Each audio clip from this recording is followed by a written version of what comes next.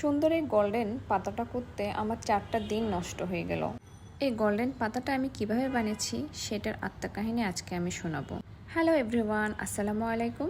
Golden এই পাতাটি করার জন্য প্রথমেই আমি একটা পেপারের উপর পাতা আর্ট করে নিয়েছি। তারপর কেচি দিয়ে সুন্দর করে এই পাতাগুলো কেটে নিয়েছি।